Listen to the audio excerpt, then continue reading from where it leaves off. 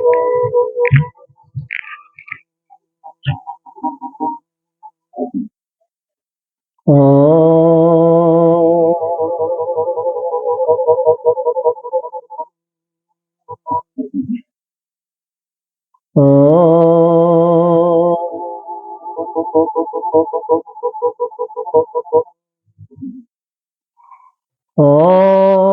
सहनावतु सहनो भुनक्तु सह वीर्यं करवावहै तेजस्विनामधीतमस्तु मा विद्विषावहै। ओम शांति शांति शांति। श्रीमद् भगवद गीता अध्याय 11 26 से 30 पेज नंबर 68 पर है। ओम श्री परमात्मने नमः। अथ एकादशो अध्यायः। श्री अर्जुन उवाच अमी च त्वां धृतराष्ट्रस्य पुत्राः सर्वे शैवावनिपालसङ्गैः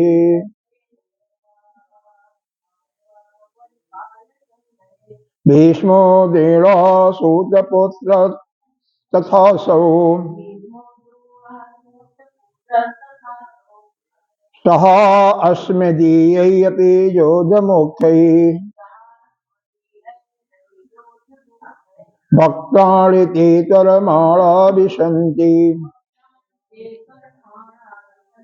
दष्टां करालानि भयानकानि केचित् दशान्तरेषु सन्दृश्यन्ते चूडैतरोत्तमाङ्गैः यदा नदीनां बहवो अम्बुवेगाः समुद्रमेवाभिमुखा द्रवन्ति तथा त्वामी नरलोकवीरा विशन्ति भक्तत्राणभिः विज्वलन्ति यथा प्रदीप्तं ज्वलनं पतङ्गम् विशन्ति नाशाय समृद्धवेगाः तथैव नाशाय विशन्ति लोकाः अस्तवापि भक्तानि समृद्धवेगाः लेलिहासे ग्रसमानः समन्तात् लोकान् समग्रान् नैर्जल्लद्भिः तेजोभिरापूर्य जगत् समग्रम् वासत्तोग्रा प्रतिपन्ति विश्वो इति श्री कृष्णाय अर्पणमस्तु। 106 से 110 श्रीमद् विष्णु सहस्रनाम स्तोत्र पेज नंबर 120-131। ओम श्री परमात्मने नमः।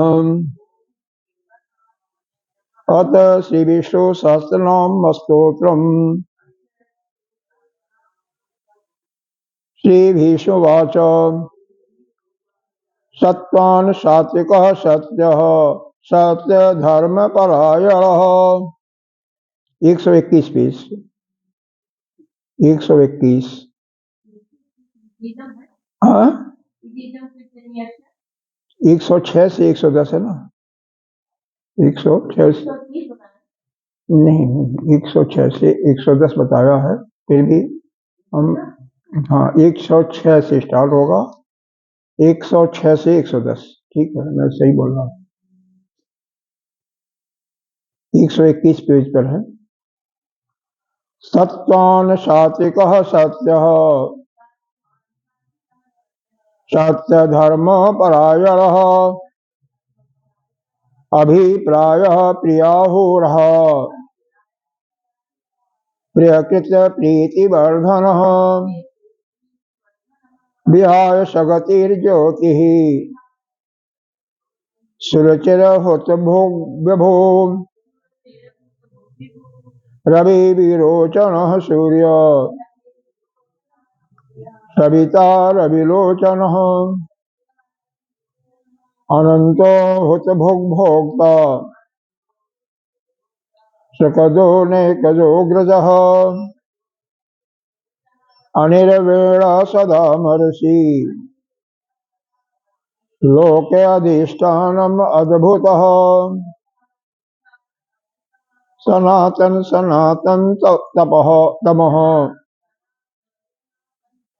कपिलः कपिरयः स्वस्तिदः स्वस्तिकृत स्वस्ति स्वस्ति भुक् स्वस्ति दक्षिणः अरौद्र कुंडली चक्री विक्रमोर्जित शासनः शब्दातिकः शब्दशः शिशिरः शर्वरीकरः। इति श्रीकृष्णाय अर्पणमस्तु। शंकरं शंकराचार्यं केशवं बादरायणं सूत्रभाष्य कृतो वन्दे भगवन्तौ पुनः पुनः सच्चिदानन्दरूपाय विश्वोत्पत्त्यादिहेतवे तापत्रय विनाशाय श्रीकेशवाय वयं नमः। नारायणं नमस्कृत्य नरं चैव नरोत्तमं देवीं सरस्वती व्यासं ततो जयमुदीरयेत्।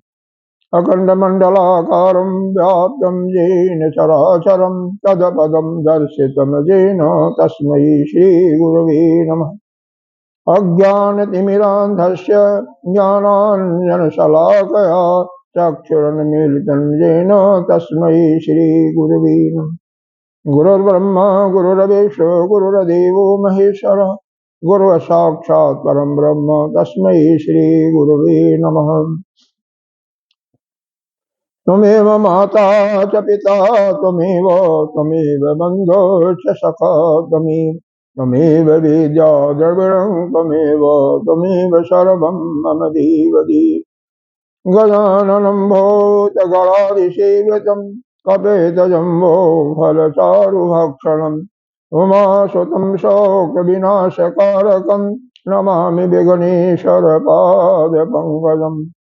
अनंत श्री विभूषित श्री 1008 पंचायती महानिर्वाणी अखाड़ा के अग्रणीय श्रोत्रिय ब्रह्मनिष्ठ महामल्लेश्वर एवं उत्तर प्रदेश संत समाज के अध्यक्ष श्री सदगुरुदेव भगवान के चरणों में कोटि कोटि नमन वंदन अर्चन।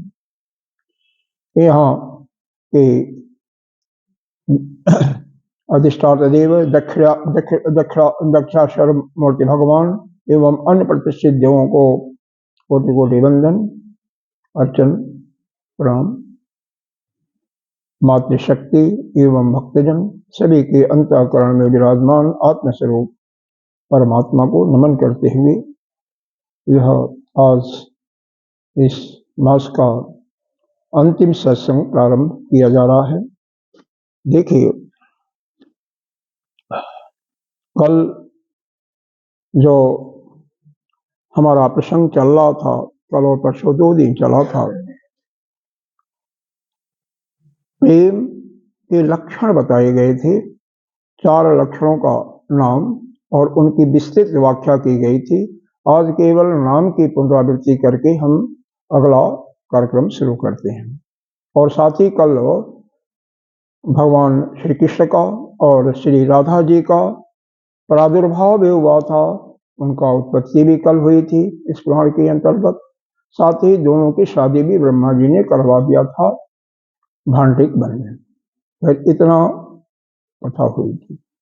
प्रेम के लक्षण का क्या बताया गया था? 4 चीजें बताई गई थी। उसको ध्यान में रखना अति आवश्यक है, क्योंकि हम प्रेम संसार में भी करते हैं और प्रेम उस परमात्मा से भी करते हैं। तो यह चार चीजें रहेंगी तो कहीं भी आप फेल नहीं होंगे।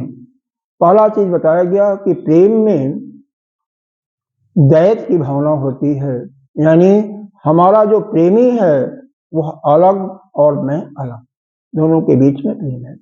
उपास्य और उपासक, उपासक अलग उपास्य अलग। यहाँ पर अद्वैत वह ज्ञान का जो वेदांत की बातें हैं वह नहीं चलती, वहां पर अद्वैत है, यहाँ पर द्वैत है, दो है। अभी तो आप पूरे परिवार को भी अलग अलग मानते हो, लेकिन यहाँ पर सिर्फ दो, आप और आपका प्रेम। यहाँ पर प्रेमी, अगर आपका प्रेम उस परमात्मा में लग जा तो अति उत्तम। पहला लक्षण यह है कि दैत की भावना होती है। दूसरा लक्षण बताया गया था कि प्रेम में समर्पण चाहिए, त्याग चाहिए। प्रेम में कुछ लेना नहीं होता है, प्रेम उसी का सफल होता है जिसमें कुछ लेने की भावना नहीं होती है। प्रेम में केवल त्याग है। अगर इस प्रकार से कोई परमात्मा या संसार में प्रेम करता है केवल अपना त्याग, तो निश्चित रूप से उस परमात्मा का अपना बन जाता है। परमात्मा उसको स्वयं चाहने लगता है, स्वयं वो प्रेम करने लगता है। यही चीज आप संसार में भी देख सकते हैं। आप केवल घर में बाहर किसी से भी प्रेम करते हैं और केवल आपके अंदर त्याग की प्रधानता है, कुछ लेने की नहीं है, तो निश्चित रूप से वह भी आपसे पूर्ण रूप से समर्पित रूप से वह भी प्रेम करना शुरू कर देगा। प्रेम करेगा ही करेगा, बीच में कोई संबंध विच्छेद की बातें नहीं होती है। तीसरी चीज बताया गया था, प्रेम में प्यास होती है, लेकिन प्यास तो होती है लेकिन संतोष नहीं होता है, तृप्ति नहीं होती है। प्रेमी जो है, जो प्रेम करता है, प्रेम करने वाला जिससे भी प्रेम करता है, बारंबार प्रेम करने की इच्छा तो होती है, लेकिन उसको संतोष नहीं होता, तृप्ति उसकी नहीं होती है। चौथा लक्षण बताया गया कि प्रेम में उसके प्रेमी के अवगुण जब हमारे सामने आते हैं तो भी उसको, जो प्रेम करने वाला है, उसको नजरअंदाज कर देता है, उसको ध्यान में नहीं देता है। ऐसे परमात्मा भी, परमात्मा से जो प्रेम करता है, और जब परमात्मा प्रेम करने लगेगा आपसे ना, तो आपके हजारों गलतियों को छोटे छोटे, क्योंकि आप चलते हैं तो भी हत्या होती है, शायद नहीं देखते हैं, ध्यान से देखिए तो चलने में भी छोटी छोटी कीटाणु पैर के नीचे आ जाती हैं, भोजन बनाते हैं तो भी कई चीजें, दिन में पता नहीं कितनी हम हत्या करते हैं।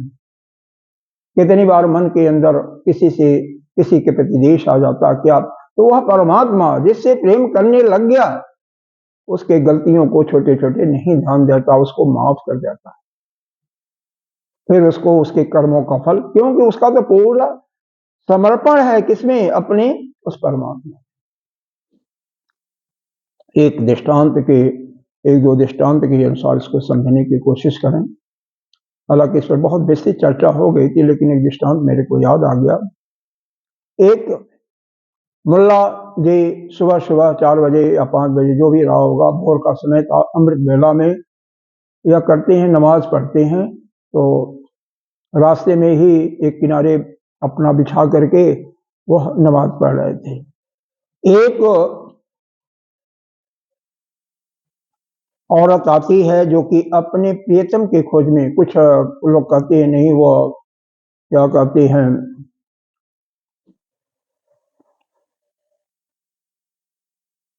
जो कोठों पर होती हैं उस प्रकार की थी, कैसी भी थी, वह अपने प्रियतम के लिए जा रही थी।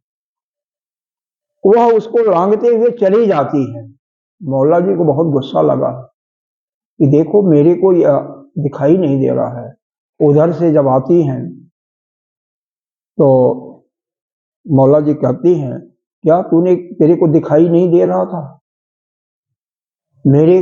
मैं भगवान की प्रार्थना कर रहा था, अल्लाह का प्रार्थना कर रहा था, तू मेरे को लांघ करके गई।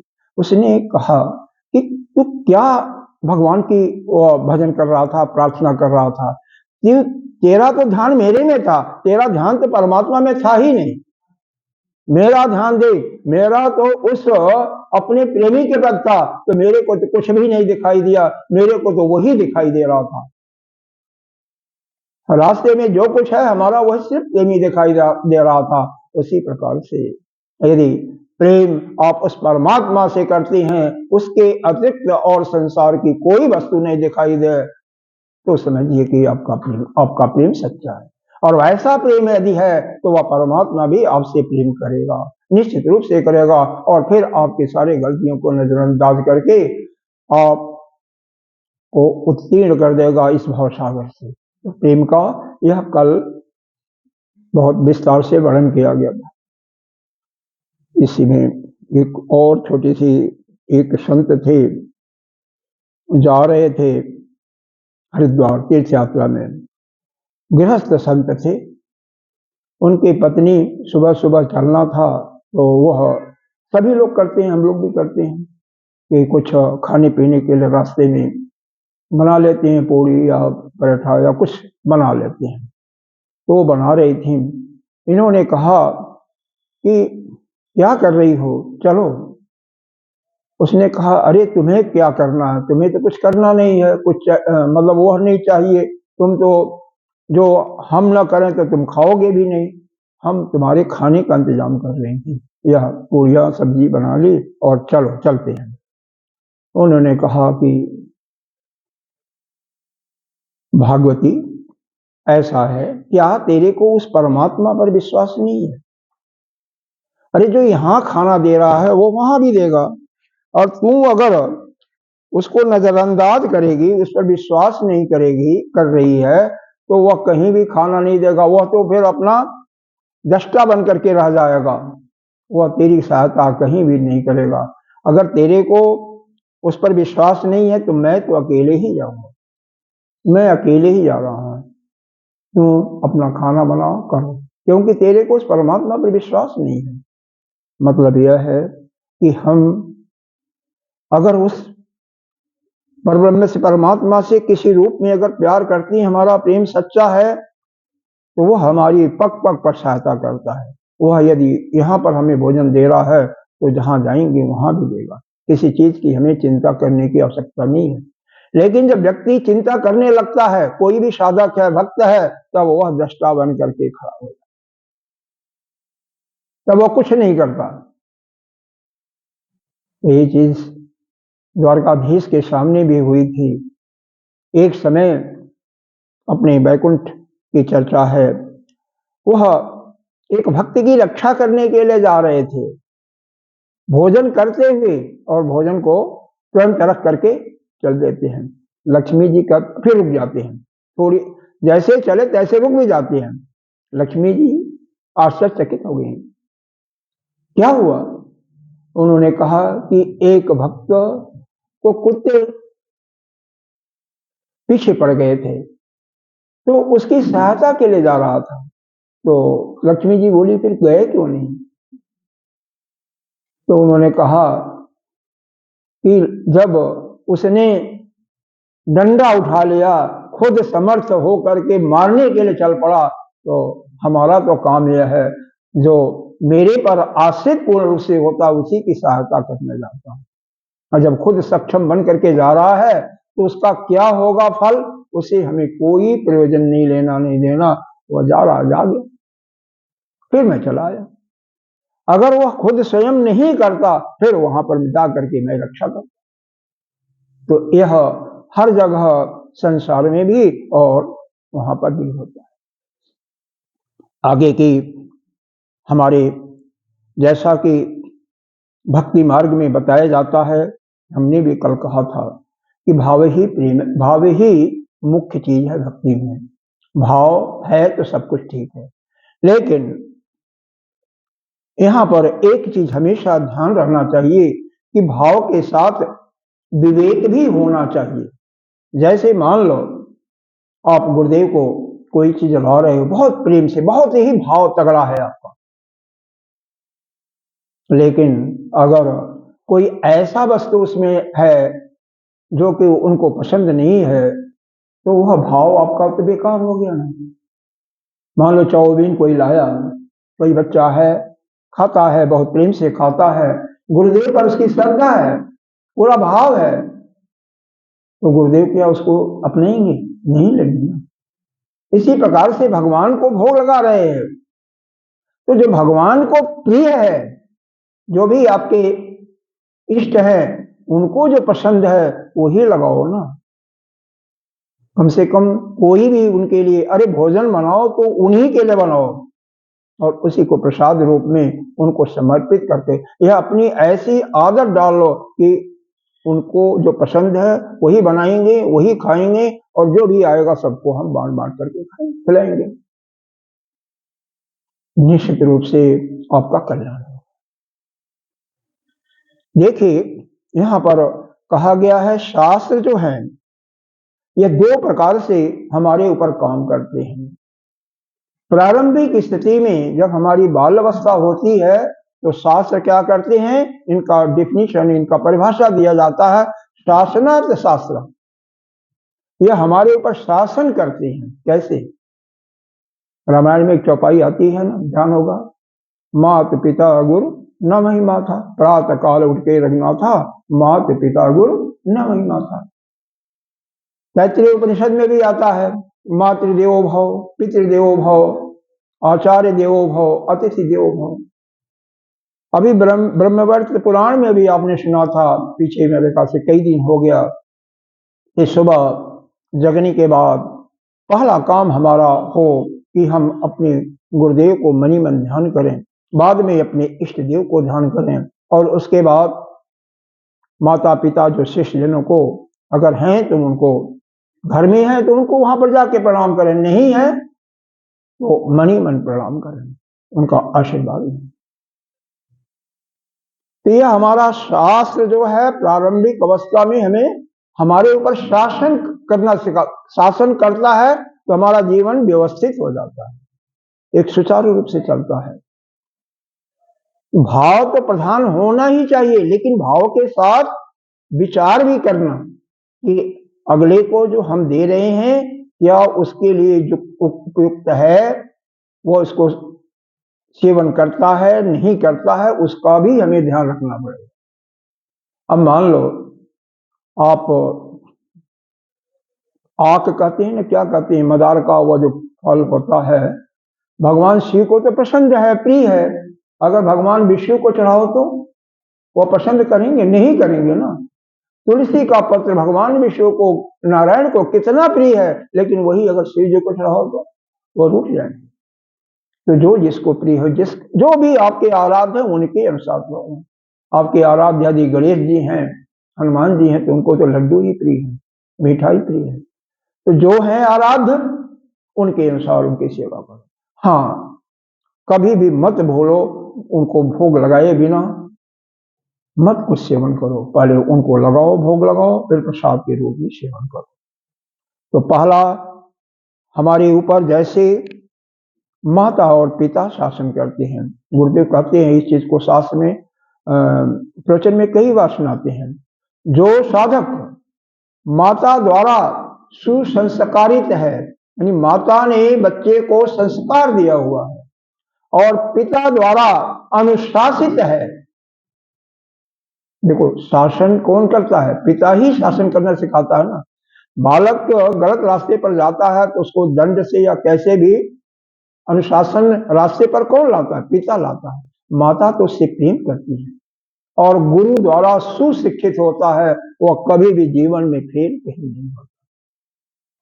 माता द्वारा, माता ही बच्चे को संस्कार सिखाने में अगर माता स्वयं संस्कारित है तो पुत्र को पुत्र होगा, पुत्री होगा, उसको कोई भी श्रेष्ठ आएंगे, ब्राह्मण आएंगे, संत आएंगे, तो उनको प्रणाम स्वयं करेगी, बच्चा अपने आप ही करेगा।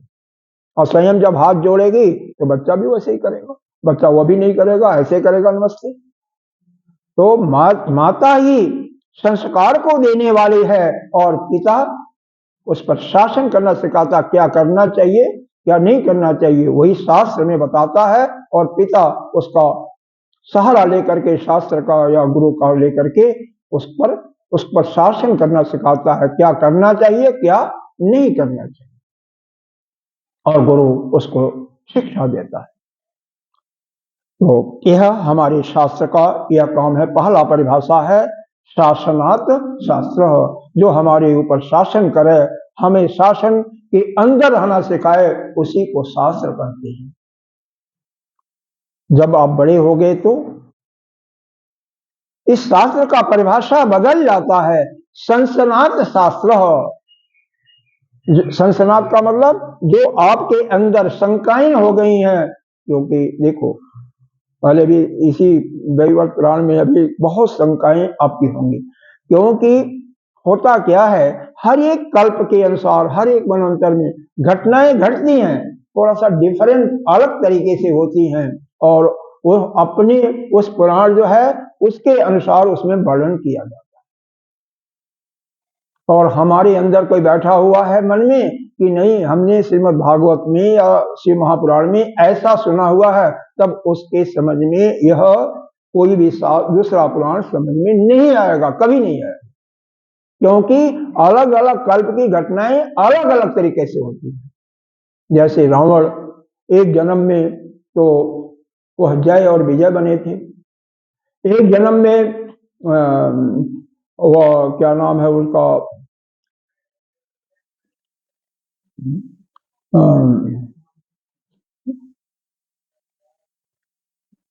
प्रताप भानु राजा जो थे वह बने थे, जो कि जंगल में जाकर के रामचरितमानस में आता है। प्रताप भानु जंगल में गए, उनका कोई बैरी था, दुश्मन था, वह ढोंग रच रहा था ध्यान का, और उनको कहा कि ठीक है मैं भगवान को मिला दूंगा, सब कुछ करूंगा, और आकर के गलत से उसमें जब ब्राह्मणों का भोजन यज्ञ करा रहा था उसमें मांस मिला दिया, और वहीं पर आकाशवाणी से उनका नाश हो जाता है। एक जन्म में जालंधर बना था, जो कथा उसका भी सुने होंगे जालंधर के लिए। तो इस प्रकार से अलग अलग कल्पों में अलग अलग लोग बनते हैं, अलग अलग घटनाएं होती हैं, तो उसमें हमें कोई भी जरा सा मीन में, क्योंकि अगर हम अपना जो कुछ जानते हैं उसको घर रख करके आएंगे, बिल्कुल अपना अंतःकरण स्वच्छ करके आएंगे, तो वह हमारे अंदर विचार वह बैठेगा, ज्ञान नहीं तो नहीं बैठेगा। एक पौधा है, दृष्टांत लीजिए, पौधा कोई भी ले लीजिए, बट का ले लीजिए, अगर कोई फूल इत्यादि होता है, यहाँ तो उतना नहीं, यहाँ भी थोड़ा बहुत है, तो यहाँ भी जैसे पौधा बढ़ने लगता है, चारों तरफ से उसको छांटते हैं काट करके, और फिर वह सीधा लगा देते हैं या बाढ़ में लगा देते हैं, उस बाढ़ के सहारे वह पौधा बढ़ता चला जाता है। अगर बाद में वही पौधा जब बहुत पहले तो वह बकरी इत्यादि खाने के योग्य होता है, तब तक उनसे डर होता, तब तक उसके कारण से उनकी सुरक्षा करते हैं। जब वही पौधा जब बड़ा हो जाता है तो उसी के नीचे बकरी भी विश्राम करती है, हम भी विश्राम करते हैं, कथा भी सुनाते हैं। भगवान शिव की कथा कहते हैं, बट के वृक्ष के नीचे सुनाना सबसे श्रेष्ठ फलदायक होता है। सुनाते हैं, कई कई ऋषि लोग तो वृक्ष के नीचे ही सुनाते थे कथा, कोई जगह ही नहीं थी उनके पास, कोई आश्रम ही नहीं होता था। आजकल के जमाना बदल गया, वो बात अलग है। तो वही एक पौधा जिसका प्रारंभिक अवस्था में बाल्यकाल में उसकी सुरक्षा करनी पड़ती है, वही जब बड़ा हो जाता है तो हम लोगों को सुरक्षा प्रदान करता है। यह बात समझ में आ रही है? उसी प्रकार से अपने बालक को लीजिए, अपने पुत्र को लीजिए, शुरू में तो आपको उसकी सेवा करनी पड़ती है, उसको शिक्षा दे रही हैं, संस्कार दे रही हैं। वही बच्चा जब बड़ा हो जाता है, जब कमाने योग्य हो जाता है, तो आपकी सेवा करता है, आपका ध्यान रखता है। आज के संस्कार को मत लीजिए, उसके हिसाब से मैं बात नहीं कर रहा। और वह भी आपने संस्कार दिया होता, बचपन में माँ के द्वारा वह सुसंस्कारित होता, पिता द्वारा अनुशासित होता, और गुरु द्वारा सुशिक्षित भी होता, तो आज की यह घटनाएं जो दिखाई दे रही समाज में बिल्कुल ही नहीं होती। ये बात समझ में आ रही है नहीं आ रही है? इसी प्रकार से यह जितने भी पुराण है, जैसे माताएं बालक को पहले तो पुचकारती हैं, उसको रोली गा करके, उसको मतलब गा करके उसको हंसाती हैं, और बीच में अगर बालक को कोई समस्या है, कोई रोग है, तो कड़वी दवा है तो उसको भी जैसे ही मुंह खोलता है तैसे मुंह में डाल देती हैं। उनका वहां पर क्या है, वह चाहती हैं बालक की रक्षा करना, बालक को रोग से बचाना, और वह दवा कैसे पिलाती हैं, बालक को हंसा करके, खुश मिजाज में ला करके उसका मुंह खुलवा करके दवा पिला देती हैं कड़वा, क्योंकि वैसे बालक नहीं खा सकता। इसी प्रकार से यह शास्त्र भी या संत भी पहले तो पुराणों के माध्यम से हमें नाना प्रकार की कहानियां या कहानी जो सुनाई जाती है आपको बहलाने फुसलाने के लिए, और बीच बीच में वह ज्ञान की कड़वी दवा भी दी जाती है। अगर समझ पावे तो उसको समझ लें। बीच में वह कड़वी दवा इन्हीं के माध्यम से, जैसे अभी एक बताया गया, वह अपने एक स्त्री अपने प्रेमी के पास जाते हुए सब कुछ भूल जाती है, लेकिन वह एक कोई भी है, मौलवी समझो, हम ही समझो, वह संसार को देख रहा है, उसका पूर्ण रूप से ध्यान उस परमात्मा में नहीं लगा होता तो ऐसा कभी नहीं करता ना। उसको तो भगवान के सिवा कुछ दिखाई नहीं देना चाहिए। अरे आप स्वयं अपने ऊपर ले लें। आप पूजा घर में जाते हैं, पूजा करते होंगे, ज्यादा लोग पूजा इसमें से करते होंगे, अगर या ध्यान करते हैं, हम भी कहीं अलग नहीं, हम भी उसी में से हैं। मोबाइल बजता है तो क्या करते हैं आप, उठा लेते हैं, बात कर लेते हैं, फिर वह काम भी करते हैं, माला भी जप रहे हैं। तो क्या आप स्वयं सोचिए कि क्या आपका ध्यान उस परमात्मा में ही केवल लगा हुआ है, परमात्मा में ही का मतलब केवल उसी में लगा हुआ है, क्या ऐसा है क्या? नहीं, ऐसा नहीं है। आपका तो मन, जैसे यहां पर सत्संग सुनने के लिए आए हैं, आपका श्रवणेंद्री यानी कान तो यहां पर सुन रहा है, मन भी साथ लगा हुआ, लेकिन मन पूरी तरह से न लग करके कहीं और चला गया, घर में है या कहीं बेटा कहीं बाहर है, वहां चला जाता है, इसलिए उसका पूरा पूरा लाभ आपको नहीं मिलना है। तो कम से कम एक प्रकार से इसको आज्ञा मान करके, अनुशासन मान करके, जब कभी भी स्वाध्याय करें, मतलब किसी शास्त्र का स्वाध्याय करें, सत्संग सुने, भजन करें, परमात्मा का पूजन करें, अर्चन करें, तो कम से कम घंटा 2 घंटा जो भी समय लगता है, उस समय मोबाइल को स्विच ऑफ कर दें। अगर लैंडलाइन है तो उसको हटा करके ऊपर वाला अलग कर दें, जिससे आपको कोई डिस्टर्ब ना हो। अगर ऐसा करने में सक्षम हो जाएगा तो पूरा का पूरा आपका ध्यान उसी, जो भी आपके इष्ट देव हैं उन्हीं में लगा रहेगा, तब जाकर के पूरा फल आपको प्राप्त। बीच में हम बातें भी कर लेते हैं कई बार, लेकिन यहाँ पर कुछ संत ऐसे भी कहते हैं, देखो मन के अंदर लाखों प्रकार की वृत्तियां, हजारों प्रकार की वृत्तियां आती हैं, हर समय आप बैठ करके माला नहीं डुला सकते, इतना स्टेमिना, इतनी पावर बैठने की नहीं होती है। तो भाई घंटा 2 घंटा 4 घंटा बैठ करके कीजिए तो ठीक है, बाकी मन में हर क्षण उस परमात्मा का नाम होता रहे तो उस समय तो डिस्टर्बेंस होगा, कोई बात नहीं, लेकिन जिस समय बैठ करके आप पूजा करें, ध्यान करें, उसमें संसार की कोई बात भी आपके मन में ना आवे, तो इसका मतलब ये समझिए कि हमारा मन उस परमात्मा में बिल्कुल लगा हुआ है, और वहां से वापस आने का मन करे ना करे, ऐसी प्रक्रिया होती रहे।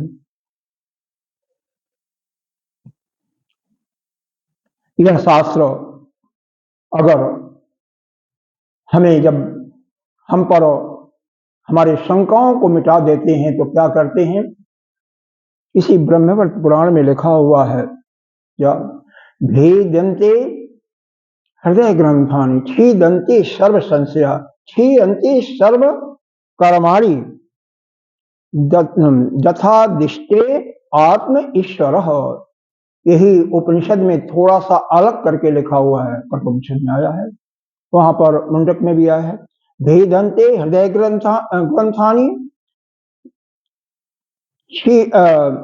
क्षीरन्ते सर्व संशय क्षीरन्ते सर्वकर्माणी तथा दिष्टे परावर। अंतिम में तथा दिष्टे परावर, पर और अपर ब्रह्म की बात वहां पर कही है और यहाँ पर ईश्वर की बात कही गई है। तो यह जब शास्त्र का हम अध्ययन उसमें डूब जाते हैं तो यह हमें उस पर ब्रह्म का ज्ञान कराते हैं। इस ब्रह्मवर्त पुराण के अंदर जो श्रीमद् भागवत या अन्य पुराणों में है, हर पुराण में अलग अलग घटनाएं दिखाई गई हैं।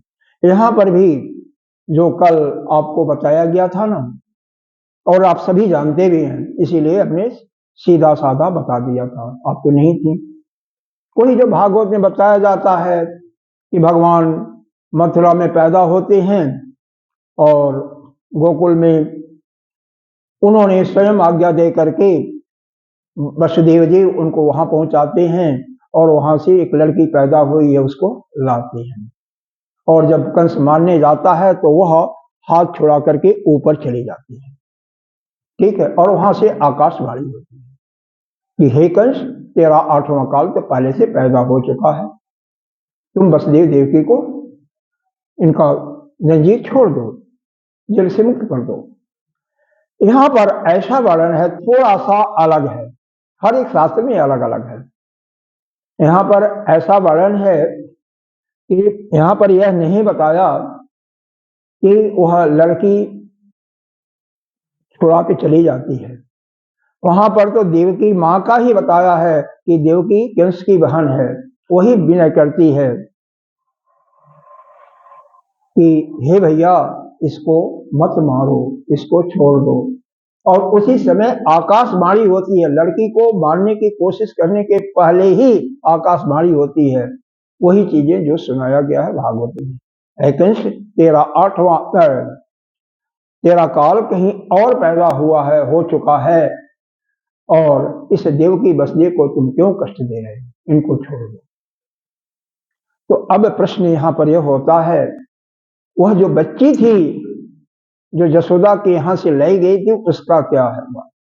तो यहाँ पर थोड़ा सा वृत्तांत में इसका वर्णन किया हुआ है और उसका नामकरण भी हुआ है। क्या नाम उसका लिखा? उसका नाम इन्होंने किया एकांशा।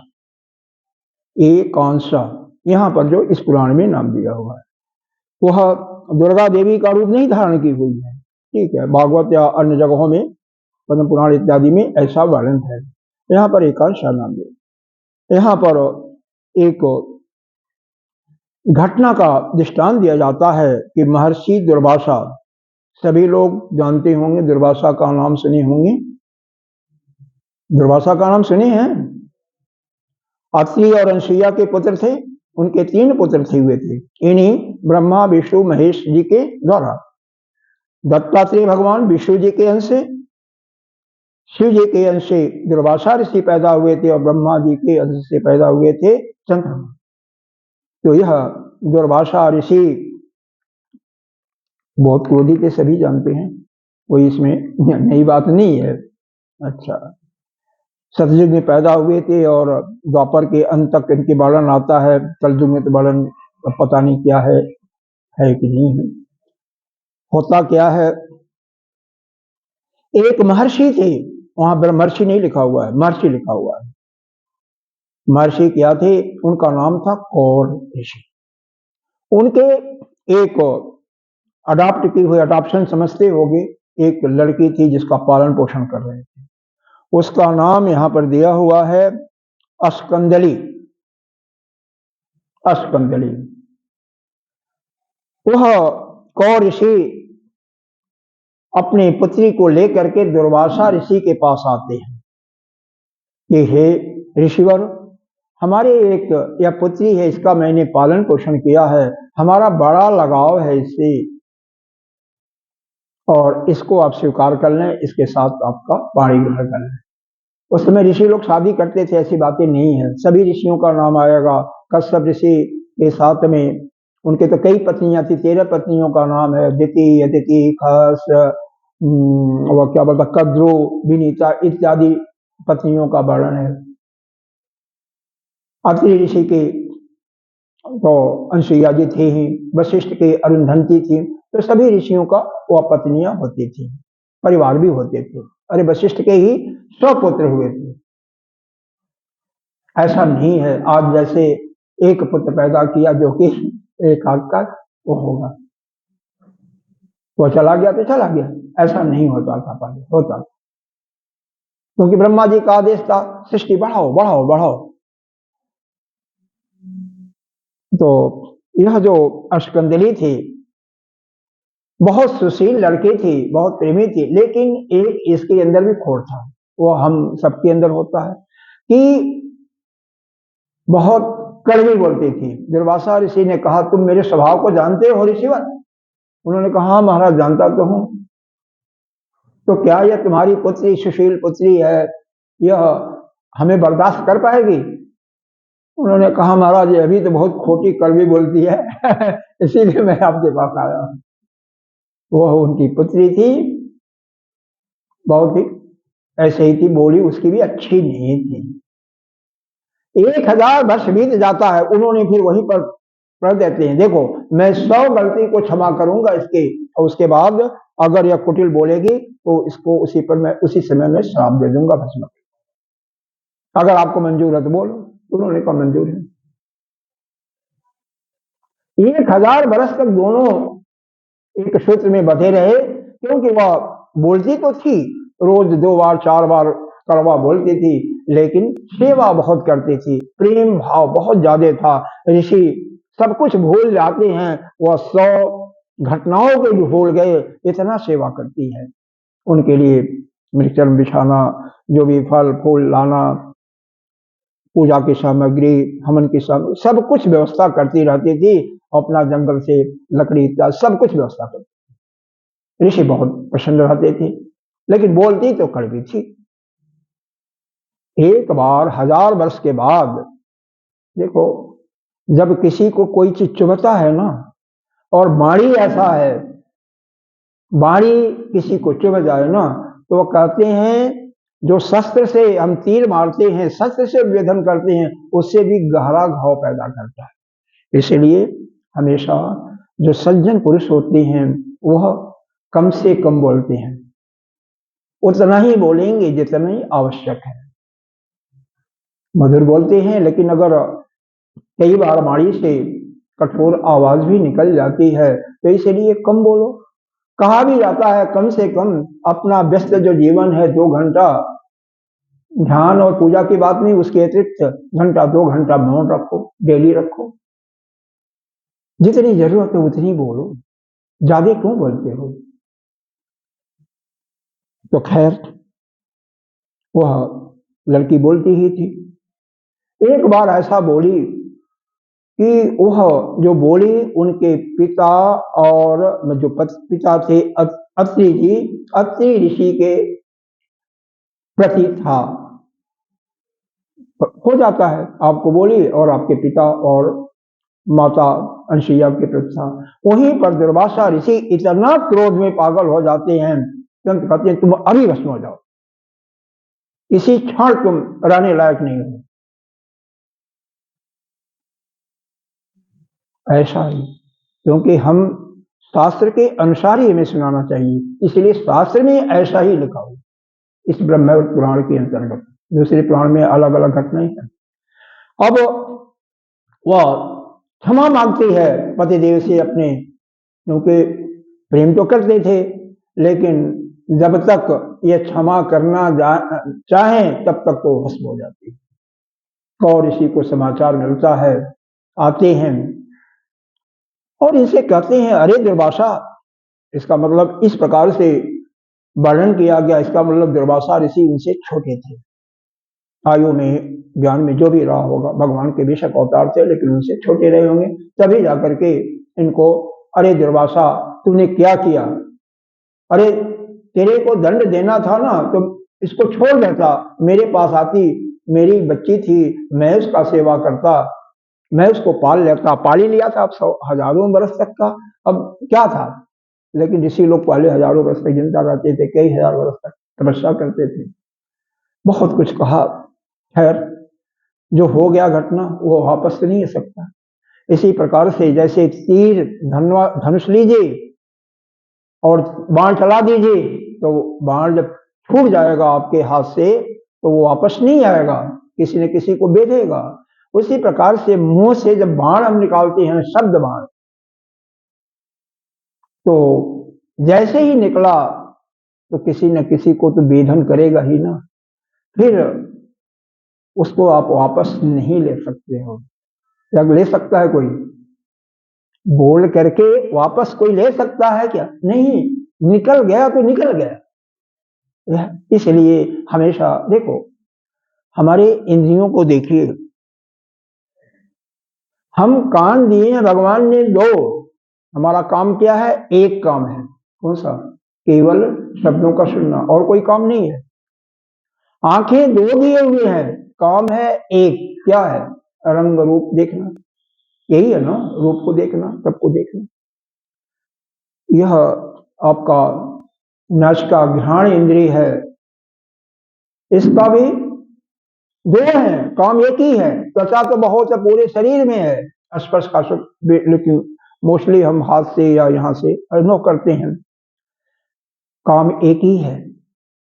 यह मुंह जो है ना, इससे 2 काम है, एक ही है, उल्टा हो गया। इससे हम खाते भी हैं और बोलते भी हैं। भगवान ने इस जानबूझ करके किया था, क्योंकि जो जितना खाएगा उतना ही वह जल्दी उसका पतन होगा, ज्यादा बोलेगा तो उसमें भी उसका भी पतन होगा। ऐसे ही कर्मेंद्रियों में एक और इंद्रिय है, वह भी बाकी जैसे हाथ 2 दिए, पैर 2 दिए, और लेकिन जन्मेंद्र भगवान ने एक ही दिया, 2 काम दिया उससे, संतान की उत्पत्ति भी और यूरिन का पास होना भी। इसलिए जो ज्यादा इन पर कंट्रोल करता है, क्योंकि भगवान ने स्वयं उसको कंट्रोल किया, तो उसको भी उससे ज्यादा जो कंट्रोल करेगा वो हमेशा सुखेगा। इसीलिए कहते हैं उतना ही भोजन करो जो आपके हित के लिए रुचिकर हो, जो आपके शरीर के लिए आवश्यक हो, ज्यादा मत करो। बोलो उतना ही, जितना कोई प्रश्न पूछता है उसका जो सटीक उत्तर है, अगर एक शब्द में है तो एक शब्द ही दो, अगर हाँ ना का वर्ण है तो बढ़ाओ मत, ना कर दो, हाँ कर दो, बस खत्म हो गया। आपने किया, हाँ, बस इसका उत्तर क्या हुआ? यह गलती मैंने किया, हाँ किया। अब उसको घुमाओ मत। लोग बताते क्या है, अपनी गलती को छिपाने के लिए बहुत सारा भूमिका बनाते हैं, वही सब गलत, उसमें कई गलतियां हो जाती हैं। कई बार आप झूठ भी बोलते हैं, अपने आप निकलना पड़ता है, और जो ठीक ठीक उत्तर दिया उसमें कोई नहीं होती है। हमेशा हमें इन अपने इंद्रियों पर कंट्रोल करना चाहिए। तो यही वह जो लड़की थी अस्कंदली, जो ऋषि की पत्नी, दुर्वासा की पुत्री, अरे दुर्वासा की पत्नी, यही दूसरे जन्म में वह जो लड़की हुई थी देवकी और वसुदेव की, हाँ वही लड़की थी, वही जिसका नाम एकांशा रखा गया। पैदा हुई थी यशोदा के गर्भ से, पालन पोषण कौन किया? देवकी वसुदेव। इस पुराण के अनुसार है, दूसरे के अनुसार नहीं है। अच्छा, उनका पालन पोषण हुआ, ठीक है, और उस तपस्या के फलस्वरूप, क्योंकि वह कई जोनियों में गई होगी, तुरंत ही तो नहीं होता है, तो उसका वह कड़वापन भी खत्म हो जाता है, और यहाँ पर सुशील और मधुर बोलने वाली हो जाती है। देखो, वह घटना सतयुग में हुई थी, सतयुग से युग बीत गया, त्रेता द्वापर के अंत में बहुत मधुर बोलने लगे। फिर उनका उसका विवाह वसुदेव देवकी उसी दुर्वासा ऋषि के साथ करते हैं। यह हमारे सनातन धर्म की महिमा देख लो, जो कहते हैं ना 7 जन्म तक हम आपको ही पाले, उन्हीं की पत्नी फिर बनी। और उस समय दोनों में बहुत बड़ा प्रेम, क्योंकि दुर्वासा ऋषि का उसके दूसरी शादी, इस शादी के होने के बाद कहीं भी आप वर्णन नहीं में आया होगा, कहीं नहीं किसी भी शास्त्र में बताया गया होगा कि किसी को फिर श्राप दिए हों, किसी को श्राप उन्होंने नहीं दिया। उसके बाद वह भी प्रियभाषी मधुरभाषी हो जाते हैं और वह लड़की तो हो ही गई थी। यह हर एक शास्त्रों में कुछ न कुछ घटनाएं अलग तरीके से व्यक्त की गई हैं, लेकिन सबका मूल प्रयोजन क्या है? मूल प्रयोजन तो भगवान में आपको आपके प्रेम को समर्पित करना ही है। आप उसमें भगवान से, परमात्मा से आपका दिल लगे। अब आइए भगवान के लीलाएं, क्योंकि भगवान पैदा हो गए थे, कल आप लोगों ने जो आए थे सुना होगा, शादी भी हो गई थी राधिका जी के साथ, राधा जी। वह कैसी शादी जो कि भागवत में नहीं लिखा हुआ है, कहीं अन्य पुराणों में लिखा हुआ है, यहाँ पर भी नहीं लिखा हुआ। ठीक है, क्या जा रही है क्या? बस 5 मिनट, चलो ठीक है, आपकी मर्जी। तो वह उनकी शादी हो गई, ठीक है। वो 4 जगह भगवान की लीलाएं होती हैं। कहाँ कहाँ?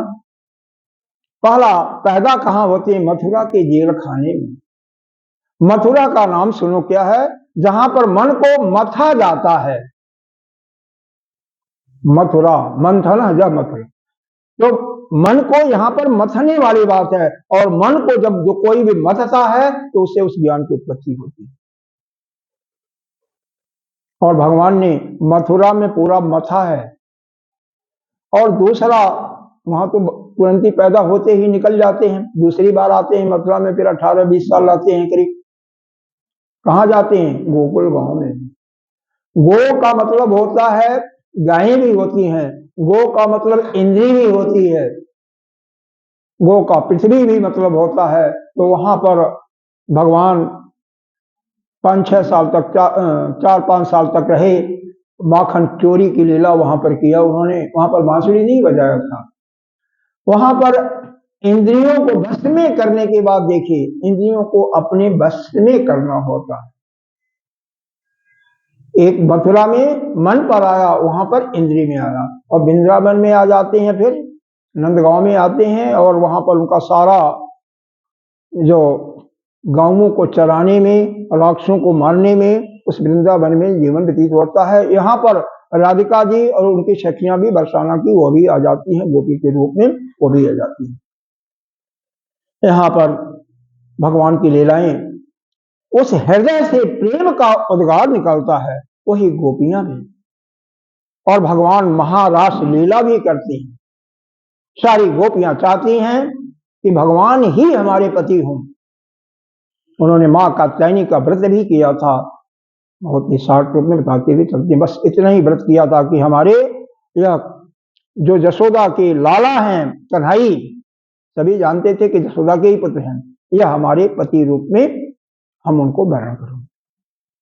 और जब माता कात्यायनी का भी आशीर्वाद मिलता है, फिर जाकर के निधि वन में वह रासलीला, महारास लीला होती है, जो भागवत में 5 अध्यायों में उसका बहुत ही सुंदर तरीकों से वर्णन है। यहाँ भी वर्णन है, लेकिन अब उसको साकार में हम खत्म करते हैं। तो यहाँ पर हृदय से प्रेम का उद्गार है। चौथी लीला, फिर बीच में जब 11 साल को आते हैं तो फिर मथुरा में फिर आते हैं। कंस को मारने के बाद जरासंध 17 बार लड़ाई करता है, 98वीं बार भागते हैं, तो कम से कम 18-20 साल मथुरा में फिर रहते हैं। फिर उसके बाद द्वारिका में जाते हैं। तो द्वारिका में देखिए, गोकुल में भगवान ने, अरे वृंदावन में तो गौओं को चराया, गौओं, अब भगवान चलते आगे आगे और गौएं चलती पीछे पीछे। और संसार में क्या होता है, गायें आगे चलती हैं और हम पीछे पीछे चलते हैं। तो जहां पर आप जो भी साधना कीजिए, जो भी कर्म कीजिए, भगवान को आगे रखिए, पीछे से आप चलिए। भोजन बनाइए ना, खाना परोसिए, तो भगवान को पहले अर्पण करके मन में शुद्ध भाव हो कि भगवान के लिए ही हम कर रहे हैं, तो वह भोजन आपका अमृत तुल्य होगा। भगवान को आगे रखिए, कोई भी काम कीजिए भगवान को आगे रखिए कि हम भगवान के लिए कर रहे हैं। कोई भी सामान भी खरीदिए, कपड़ा भी खरीदिए, वस्त्र भी, तो हम अपने प्रिय भगवान के लिए करें, उनको समर्पित करके फिर पहनिए। कोई बात नहीं, करना तो आपको ही है, लेकिन आपके दिन के सभी कार्यों में भगवान को आगे रखे, फिर आपका हमेशा कल्याण होगा। फिर यह जो राक्षस आएंगे ना, जो राक्षस देश आता है मन में, वह नहीं होगा। राग और देश, ये जो वृत्तियां हैं, ये वृत्तियां समाप्त हो जाएंगी। बाद में द्वारका में भगवान ने घोड़ों को चढ़ाया है, घोड़ों की सेवा किया है, क्योंकि वहां पर तो नीति थी, वहां पर तो चक्र सुदर्शन भारी थे। जब महाभारत का युद्ध हो रहा था, बस 1 मिनट 2 मिनट में समाप्त करते हैं। महाभारत का युद्ध हो रहा था, भगवान ने सदैव नकुल के मामा थे शैल, जो उधर से थे कौरवों की तरफ से, उनसे कहा, देखो घोड़े की नस्ल को जानने वाला, घोड़ों की सेवा करने वाला, रथ को चलाने वाला मेरे सिवा या तो राजा नल थे पहले, वह इस समय नहीं है, या तो वह थे, मैं हूं। और बेशक कौरवों की 11 अक्षौणी सेना है, लेकिन जब अर्जुन और कर्ण का सामना होगा तो उसका रथी, अरे रथ चलाने वाले आप ही होगे, तो आपको उसको मन से उसको हताश करते रहना, क्योंकि पक्ष में तो ही थे, इन्हीं के उसमें थे, लेकिन उधर से लड़ रहे थे, क्योंकि मैं जानता हूं कि मेरे सिवा घोड़े के नस्ल को जानने वाला, रथ को चलाने वाला कोई नहीं उधर है। हाँ आप हैं, तो आप उसको अपने इस प्रकार से, नहीं तो क्या कर्ण को कोई मार सकता था क्या? सवाल ही नहीं करता था। भगवान इधर रथ को चलाने वाले सारथी के रूप में अर्जुन के थे, और पग पग पर सलाह जो उचित होता था वह देते थे। अर्जुन भी पूर्ण समर्पित था, इसलिए ऐसा पांडवों की वहां पर विजय होती है। तो यहां पर ध्यान रखना है कि बुद्धि, द्वारिका में बुद्धि का उपयोग है, नीति का सहारा होता है, नीति का काम होता है। तो उस परमात्मा को अगर अपनी बुद्धि में बैठा लोगे ना, तो कभी भी वह परमात्मा आपसे अलग नहीं होगा। उस परमात्मा को हृदय से प्रेम करो और अंत में उसको बुद्धि में बैठा लो। इन्हीं शब्दों के साथ हम इस कथा का यहाँ पर विराम होता है। फिर कल से महात्मा जी आ गए हैं, क्या नाम है उनका, मैं जानता तो हूँ लेकिन नाम मेरे को नहीं ध्यान आया। ब्रह्मेशानंद ने, हाँ, वो भी बहुत अच्छा प्रवचन करते हैं, पंजाब के हैं, तो शायद सुना होगा आप लोगों ने, कई बार आए हैं। ओम पूर्णमिदः पूर्णमिदं पूर्णात् पूर्णमुदच्यते पूर्णस्य पूर्णमादाय पूर्णमेवावशिष्यते। ओम शांति शांति शांति। हरि ओम। श्री गुरुभ्यो नमः। कोई किसी को पूछना होगा तो मैं जरा इसको बंद कर दूं, नहीं तो कोई किसी को आएगा नहीं।